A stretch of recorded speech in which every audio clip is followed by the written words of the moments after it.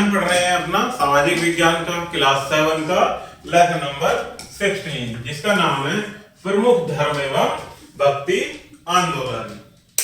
तो आइए प्यारे बच्चों शुरू करते हैं। पिछली कक्षा में तुमने पहले ही कुछ मुख्य धर्मों की हिंदुत्व, बौद्ध धर्म, जैन धर्म, ईसाई धर्म और पारसी धर्म के बारे में पढ़ा है। आइए अब दूसरे धर्म इस्लाम और सिख धर्म के बारे में जानते हैं। सबसे पहले पढ़ते हैं प्यारे बच्चों इस्लाम के बारे में। इस्लाम एक मुख्य धर्म है जिसे हजरत मोहम्मद द्वारा चलाया गया था। हजरत मोहम्मद का जन्म मक्का में सन 570 में हुआ था। मक्का कहाँ है प्यारे बच्चों? सऊदी अरब में। अरब उस समय अनेक देवताओं और भगवानों को पूजते थे। हजरत मोहम्मद उनके धार्मिक कृत्यों से संतुष्ट नहीं थे, जिनमें अनेक प्रकार के अंधविश्वास थे। वे शुरू से ही एकांत स्थान पर ध्यान लगाया करते थे। 40 वर्ष की उम्र में उन्होंने घोषणा की कि भगवान के संदेश हैं। इस्लाम की शिक्षा कुरान नामक धार्मिक पुस्तक में दी गई है। मुस्लिम विश्वास करते हैं कि कुरान प्रत्येक शब्द अल्लाह द्वारा प्रेरित है। क्या विश्वास करते हैं कि जो कुरान उनकी पुस्तक है प्यारे बच्चों, धार्मिक पुस्तक है, उसका प्रत्येक शब्द अल्लाह द्वारा दिया गया है। हजरत मोहम्मद के अनुसार लोगों को केवल अल्लाह के इच्छा के आगे झुकना चाहिए। अल्लाह की नजर में सब लोग समान हैं। एक कयामत का दिन आएगा जो सबको अपने कार्य के अनुसार इनाम या सजा मिलेगी। यदि कोई अच्छे इंसान के तौर पर नहीं जिया तो उसे अल्लाह नरक भेजेगा, और अगर कोई अच्छा इंसान बनकर रहा है तो उसे स्वर्ग मिलेगा। इस्लाम में ईमानदारी और सादगी का जीवन जीने पर बल दिया गया। इस्लाम के अनुयायियों के लिए कुरान में 5 मुख्य बातें बताई गई हैं। सबसे पहले यह दोहराएं कि अल्लाह के अतिरिक्त और कोई परमात्मा नहीं है और मोहम्मद अल्लाह का पैगंबर है। दूसरे, धार्मिक मुस्लिम दिन में 5 बार नमाज पढ़ें। तीसरे, वह गरीबों को दान देकर उनकी मदद करें। चौथे, रमजान के महीने में मुस्लिम रोज व्रत रखें। अंतिम, प्रत्येक मुस्लिम को मक्का में हज यानी तीर्थ यात्रा करने का प्रयत्न करना चाहिए। मक्का और मदीना मुसलमानों के पवित्र शहर माने जाते हैं, जो कि कहाँ है? सऊदी अरब में। हजरत मोहम्मद का जन्म मक्का में हुआ और मदीना में उन्हें दफनाया गया। इसके बाद पढ़ते हैं प्यारे बच्चों शिया और सुन्नी के बारे में। ये 2 पंथ हजरत मोहम्मद की सन 632 ईस्वी में मौत के बाद उत्पन्न हुए। यह पंथ शिया और सुन्नी के नाम से प्रसिद्ध हुए।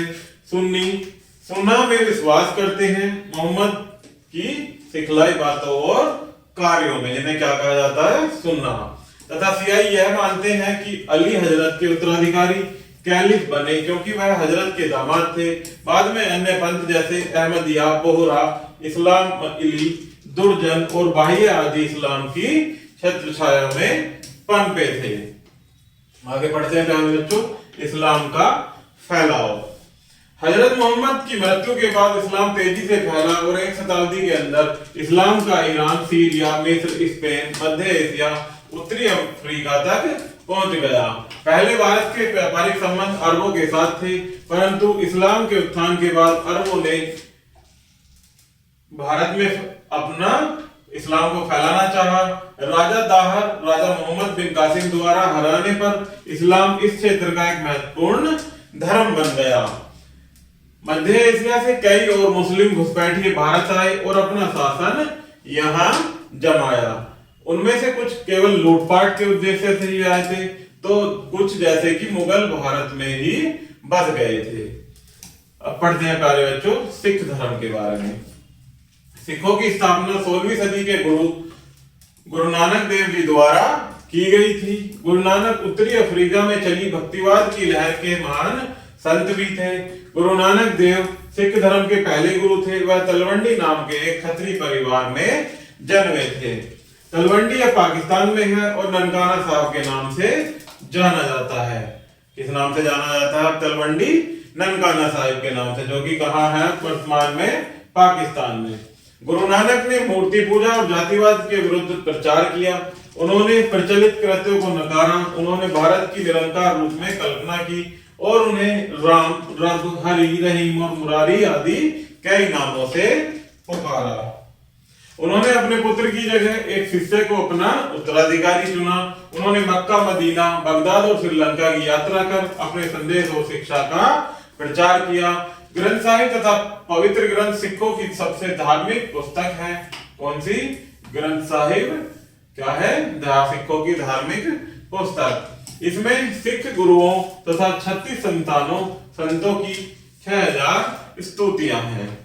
सौगात जिसे धर्मशाला कहते हैं, और पंगत जो कि लंगर की स्थापना गुरु नानक ने कई स्थानों पर की। गुरु नानक के बाद उनका शिष्य लहना, जिसका क्या नाम था? गुरु अंगद, सिखों का दूसरा गुरु बना। सिखों के कुल 10 गुरु हुए। गुरु अंगद ने गुरुमुखी लिपि बनाई। गुरु अमरदास सिखों के तीसरे गुरु थे। गुरु रामदास चौथे गुरु थे। उन्होंने एक पवित्र तालाब खुलवाया जिसे अमृतसर का नाम दिया गया।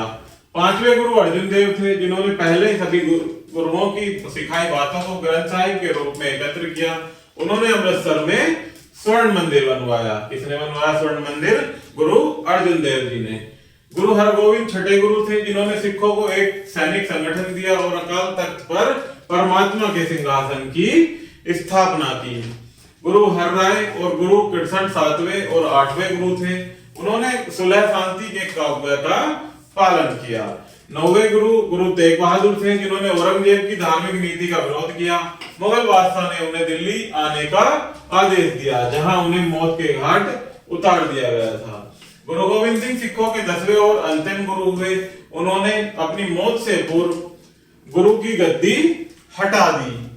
उन्होंने सिखों को एक शक्तिशाली सेना के रूप में संगठित किया और उनका प्रयोग मुगल सम्राट अकबर के खिलाफ, औरंगजेब के खिलाफ किया। सिख पंथ को खालसा नाम दिया गया। क्या नाम दिया गया प्यारे बच्चों? सिख पंथ को खालसा। और सभी सिख अपने नाम के साथ सिंह और वर्षे और लिखने लगी। सिखों के ये 10 गुरु हैं इस प्रकार से: गुरु नानक देव जी, गुरु अंगद, गुरु अमरदास, गुरु रामदास, गुरु अर्जन देव, गुरु हरगोविंद, गुरु हरराय, गुरु हरकिशन, गुरु तेग बहादुर और गुरु गोविंद सिंह। ये सिखों के 10 गुरु हुए हैं। आगे बढ़ते हैं प्यारे बच्चों भक्ति आंदोलन के बारे में।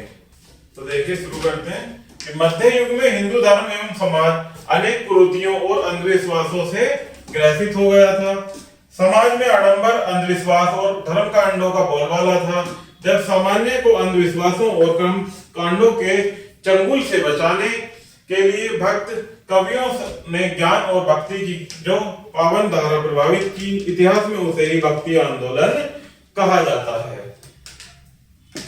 भक्ति का सामान्य अर्थ होता है एक मन से ईश्वर की आराधना करना। क्या अर्थ होता है प्यारे बच्चों भक्ति का?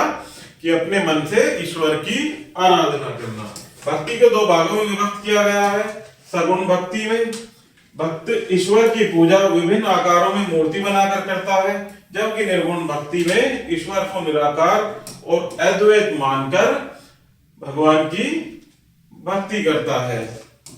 भक्त कवियों ने बताया कि व्यक्ति को गुरु के द्वारा ही सच्चा ज्ञान मिल सकता है। सच्चा ज्ञान और आध्यात्मिक भक्ति से व्यक्ति निर्माण कर सकता है। भक्ति आंदोलन में जान फूंकने का कार्य दक्षिण भारत के म्यांमार और अलवार संतों ने किया। इन भक्त संतों ने प्रेम भाव और सदाचार का प्रचार स्थानीय भाषाओं में किया। लोगों को प्रभावित करने के लिए इन्होंने प्रचार के लिए गीतों का सहारा लिया। दक्षिण भारत में भक्ति आंदोलन की नींव 6वीं शताब्दी में ही रख दी गई थी। उत्तरी भारत में इस आंदोलन की झलक मध्य युग में दिखाई पड़ी। भक्ति आंदोलन का मुख्य सिद्धांत भक्त और भगवान के मध्य मधुर एवं एकाकी संबंध स्थापित करना है। उनका मत है कि भक्त की हृदय की डोर प्रभु से सीधी जुड़ जाए, तभी कल्याण हो सकता है। आगे बढ़ते हैं प्यारे बच्चों भक्ति आंदोलन की विशेषताएं, जिसमें पहली है भक्त और भगवान के मध्य प्रेम का एकाकी संबंध स्थापित हो। नेक्स्ट है प्रार्थना, व्रत और कर्म कांडों की भक्ति ईश्वर के प्रति प्रेम भाव रखकर ही की जा सकती है। नेक्स्ट है सभी मानव समान हैं, अतः मानव मात्र के प्रति उदार का भाव रखना चाहिए। नेक्स्ट है धार्मिक कर्मकांड व्यर्थ है, ईश्वर भक्ति का एकमात्र सही मार्ग ईश्वर से प्रेम करना है। नेक्स्ट पॉइंट है कि सभी धर्मों का आदर करने के लिए भक्ति को धर्म सहिष्णु बना रहना चाहिए। सभी जातियां, संप्रदाय और धर्म समान है, स्त्री पुरुष में भेदभाव करना उचित नहीं है। भक्ति के लिए मन और मस्तिष्क का पवित्र होना आवश्यक है। नेक्स्ट पॉइंट है, भक्ति आंदोलन के प्रणेताओं ने प्रचार के लिए जन सामान्य की भाषा के गीतों का प्रयोग किया। क्षेत्रीय भाषाओं के माध्यम से भक्ति का प्रचार करने के कारण इन संतों ने भक्ति आंदोलन को जन जन आंदोलन बना दिया। नेक्स्ट पॉइंट है कि इस आंदोलन के अनुरूप जाति पाति तथा उच्च नीच का भेदभाव व्यर्थ है और हिंदू मुसलमान एक ईश्वर की संतानें हैं। ये थी प्यारे बच्चों भक्ति आंदोलन की कुछ विशेषताएं। आगे देखते हैं कि उत्तर भारत में भक्ति आंदोलन का सूत्रपात रामानंद जी ने किया था। भगवान राम उनके आराध्य देव थे। वे राम की भक्ति में बड़ी लगन से करते थे तथा उनकी भक्ति के द्वार सभी के लिए खुले हुए थे। उनके सबसे प्रिय शिष्य कबीरदास थे। कबीर निर्गुण भक्ति में विश्वास रखते थे। कबीरदास एक भक्त होने के साथ साथ समाज सुधारक भी थे। उन्होंने अपनी शिक्षाओं में हिंदू और मुसलमानों दोनों के लिए संदेश दिए। रविदास जी ने भी भक्ति आंदोलन को बढ़ाने में अपना सहयोग दिया। गुरु नानक देव भी उच्च कोटि के भक्ति संत थे।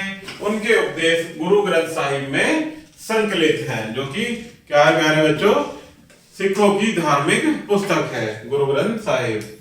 चैतन्य महाप्रभु, मीराबाई, वल्लभाचार्य, सूरदास और तुलसीदास आदि संत कवियों ने भी कवि आंदोलन में अपनी रचनाओं से बहुत सहयोग दिया। चैतन्य महाप्रभु ने वैष्णव धर्म को बंगाल, असम और उड़ीसा में लोकप्रिय बनाया। राठौड़ वंश की राजकुमारी मीराबाई का विवाह राणा सांगा के बड़े पुत्र भोजराज के साथ हुआ था। मीराबाई कृष्ण को अपना पति मानकर उनकी पूजा करती थी।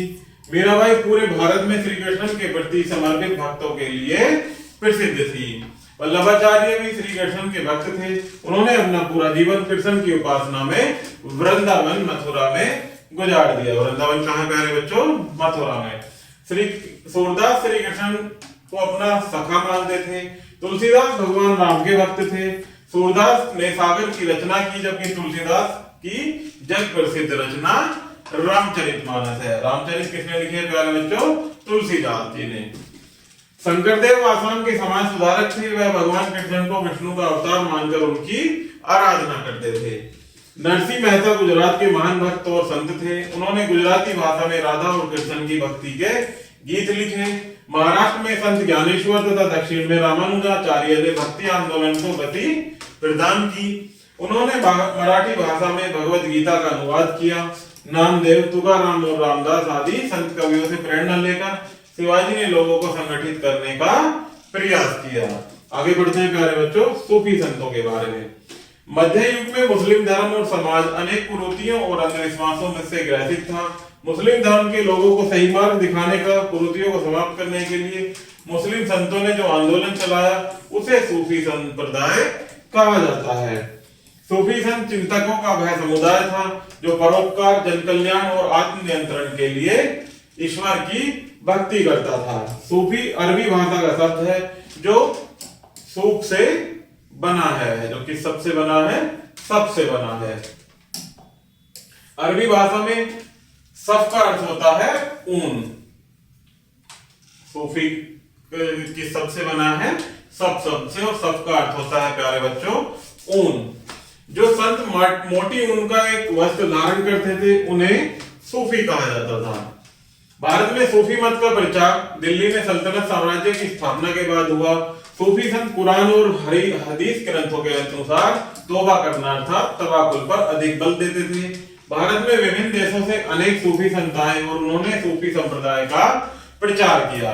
सूफी संतों ने सिलसिला का संगठन किया। सूफी संतों के सिद्धांत ईसाई धर्म, यहूदी धर्म और हिंदू धर्म से संग्रहित थे। सूफी धर्म ने मानव मात्र की एकता पर बल दिया। सूफी संत मानते थे कि विश्व के कण कण में ईश्वर विद्वान है। वे परम ब्रह्मा में विलीन हो जाने के लिए 10 सीढ़ियों से गुजरते थे, जो निम्नलिखित हैं प्यारे बच्चों: प्रायश्चित, संयम, पवित्रता, फक्कड़पन, धैर्य, कृतज्ञता, भय, आशा, संतोष और दैवीय इच्छाओं को आत्मसात करना। आगे बढ़ते हैं प्यारे बच्चों। भक्ति आंदोलन के संतों की भांति सूफी संतों के जीवन के निम्न 2 लक्ष्य है। कौन कौन से थे? पहला स्वयं का आध्यात्मिक विकास करना और दूसरा मानवता की सेवा करना। आगे बढ़ते हैं प्यारे बच्चों। इन उद्देश्यों की प्राप्ति हेतु उन्होंने उपदेश देने में जन सामान्य की भाषा का प्रयोग किया। उन्होंने पवित्रता, प्रेम, योग्यता और दान के माध्यम से जनमानस को जीता था। उन्होंने सत्ता और धन का सर्वथा त्याग किया तथा स्वयं को सांसारिक भोगों से दूर रखा। भक्ति संतों की भांति उन्होंने भी गुरु शिष्य परंपरा का अनुपालन किया।